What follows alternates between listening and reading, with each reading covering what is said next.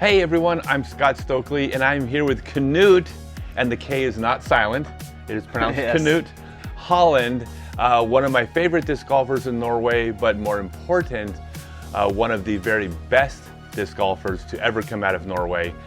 And we're about to play the Krokhol Open Disc Golf Course. This is technically Oslo, right? Yes. Okay, Krokhol is the name of the facility. Yes, it is. I get confused. But we're just outside of Oslo. It's the most beautiful piece of land you could possibly imagine. It's a ball golf course, but unlike a lot of ball golf courses, it's rolling hills, thick woods.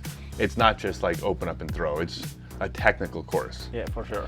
And what we're gonna be doing is we're not just shooting one of those regular old practice rounds. Instead, we are gonna be letting you all in on what the strategy that the pros are thinking when they play. So we're not just gonna talk about what our strategy is, but we're actually gonna break down each hole and talk about the different things the pros are gonna be considering.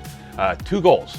Number one, we want coverage to be more interesting, because when you watch it, you'll have a better idea of what that player may have been thinking when they made the choices they did.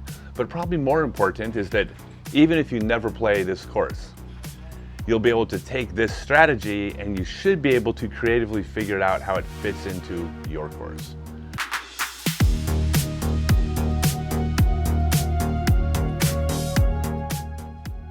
Hole 14, part 3, straight ahead 96 meters, OB on both sides. On the left side of the OB that is mostly in play, if you're going for the birdie, you can easily throw a mid-range shot to the basket, but a lot of people is gonna hit the hillside and just kind of cut roll into the water and have a pretty tricky par putt from around circle's edge.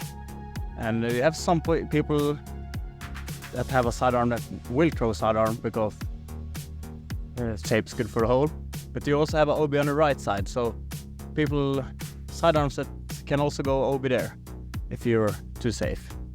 But this is all you really want to get, and yeah, it's way easier to pick up the birdies on these last couple of holes than the start of the course. So this is where you wanna make your score under par. Is it safe though? Yeah, that's safe. Yeah, this is one of those holes where I think you just have to forget about the OB, throw to the basket, and then just understand that at the end of, if you played it 10 times, you're gonna get 5 birdies and 2 bogeys. Yeah, probably, yes. Or something like that, right? Like, you just can't think about like getting tricky with the OB, just throw it to the basket. At least that's something I did. You ever do that, where you just have to ignore the OB? Yeah, I do it a lot of times. Okay, but sometimes you're actually considering OB on the hole. But sometimes you just have to throw and hope it goes in.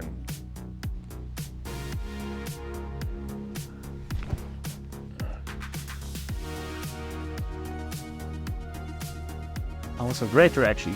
And it's back OB. Back OB? Yeah, it did. So by the way, this is something I was considering, that it's okay to miss left because you're hitting the water. You're probably going to skip off the water safe. Except when it got there, it rolled back because of the angle off the little flare skip. So.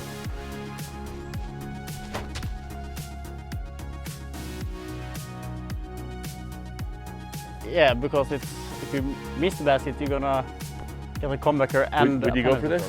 No, I'm gonna practice my layups. Okay. Yes, that's good enough. I can make one.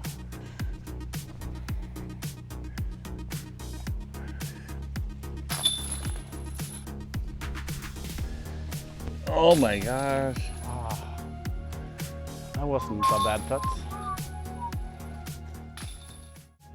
All right, so hole 15, 106 meters, 348 feet. If you have a sidearm, you're gonna birdie this hole all 3 rounds. I plan on birdieing this hole all 3 rounds. Like, this is, I got better. It's just laid out perfectly.